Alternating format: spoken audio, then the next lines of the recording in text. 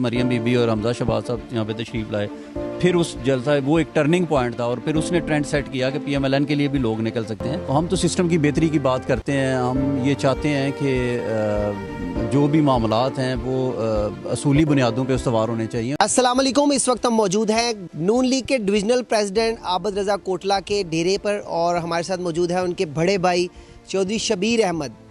तो हम चाहेंगे ये मौके का फ़ायदा उठाएं, कुछ सियासी बातचीत इनके साथ की जाए। चलते हैं उनकी तरफ ही। सर अस्सलाम वालेकुम, आपके वक्त देने का बहुत शुक्रिया। वालेकुम सलाम, थैंक यू सो मच जी।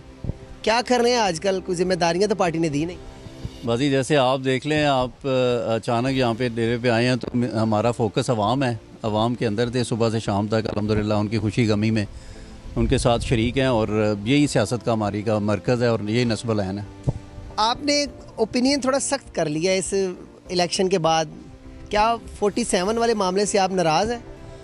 नहीं देखिए, टू बी ऑनेस्ट आपको भी पता है कि यहाँ पे हर कोई अपने मफादात की बात करता है, लेकिन जब बात ज़मीर की जाती है, जब बात रियलिटी की जाती है, जब हक और सच की बात की जाती है तो वो बिलाशुबा उसके जो हैं वो कॉन्सिक्वेंसेस भी होते हैं।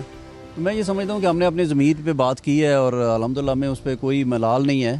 तो हम तो सिस्टम की बेहतरी की बात करते हैं, हम ये चाहते हैं कि जो भी मामलात हैं वो असूली बुनियादों पे उस्तवार होने चाहिए और यही अवाम के साथ हमारा रिश्ता है और यही सियासत का मंशूर है। अल्हम्दुलिल्लाह लोगों ने बहुत वोट दिया हमें। मैं इलेक्शन डे की अगर बात करें, एक दिन पहले मुझे RO ऑफिस से कॉल आती है रात 12 बजे। उन्होंने कहा जी कि 4 कौमी असम्बली के हल्के हैं, 3 के अंदर जितने भी जो अमला है पोलिंग का वो जा चुका है, लेकिन सिर्फ आपकी कॉन्स्टिट्यूंसी का जो अमला है वो अभी तक नहीं जा रहा।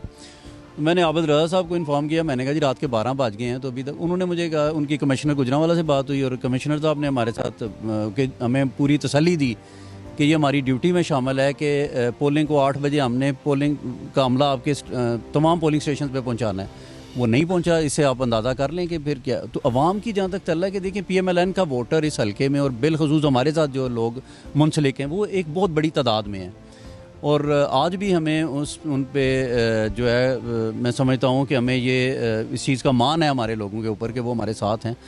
तो जहाँ तक वोट है, वोट को उस तरीके से यूँ समझें कि एक प्री प्लान था जिसमें हमारी पोलिंग डे को डिस्टर्ब किया गया और वो पॉकेट हमारी जहाँ से हम 30 से 40 हज़ार वोट लेके निकलते हैं जिसको कवर करना बड़ा मुश्किल होता है, उन जगहों के ऊपर पोलिंग को डिले किया गया। किसी जगह पे 2 बजे शुरू हुई, 1 बजे शुरू हुई, 5 बजे बंद कर दी गई। तो बड़े सारे फैक्टर्स हैं, लेकिन बहरहाल अवाम पे अल्हम्दुलिल्लाह लोगों ने इतना बड़ा जो वोट देखें 78,000 वोट कोई थोड़ा सा वोट नहीं है इन हालात में, जिसमें हम ये समझते हैं कि हमारा 60 से 70% लोग वोट कास्ट ही नहीं कर सके, क्योंकि मुस्लिम लीग नून का और जो हमारे सपोर्टर थे वो सारे यूँ समझे मैच्योर लोग जो हैं, जो लोग हल्के की सियासत करते हैं, यूनियन कौंसिल की सियासत करते हैं और जो संजीदा लोग हैं वो तबका था और उनको वोट कास्ट नहीं करने दिया गया। हमने देखा ऐसे लोग हैं जो नॉन पॉपुलर हैं और वो जीत गए, बड़े बड़े बुर्ज उल्टाए गए। क्या मुहर्रकात हैं, क्या थ्योरी हो सकती है इसके पीछे? नहीं देखिए, आपको भी पता है जिस तरह से पाकिस्तान के अंदर ये इलेक्शन हो, ये अपनी मिसाल आप ही हैं। तो मैं इस पे ज़्यादा तो नहीं कहूँगा क्योंकि सारी चीज़ें आवाम के सामने हैं, कोई चीज़ इस वक्त पोशीदा नहीं है और मैं ये समझता हूँ कि सिस्टम के अंदर बेहतरी की ज़रूरत है। देखिए इतना ही बड़ी आबादी का मुल्क है, 25 करोड़ की आवाम का मुल्क है। आप इसको अगर इस तरह से चलाने की कोशिश करेंगे तो फिर ये कब तक चलेगा? तो अब आबिद साहब के साथ ज़ाहिर बात है, आप बड़े भाई हैं, उनके नया बयान कब उनका आने वाला है जो फिर तहलका बचेगा? चूँकि बाई इलेक्शन में हम एक्सपेक्ट कर रहे हैं कि उनका कोई बयान आएगा। नहीं इंशाल्लाह देखें जी, हम कोशिश कर रहे हैं। देखिए वे फॉरवर्ड जो है ना वो होना चाहिए सियासत के अंदर। मैं इस चीज़ का कायल नहीं हूँ कि आप बिल्कुल किसी जगह पे एक फुल स्टॉप लगा दें। तो मैं ये समझता हूँ कि ये रिकन्सिलिएशन, ये इस तरह की बातें, डायलॉग होते रहते हैं और इंशाल्लाह ताला मुझे लगता है कि मुस्तकबिल के अंदर आप देखेंगे कि सियासत जो है वो उसके अंदर हम अपना रोल जो है वो उस पर ज़रूर आएंगे।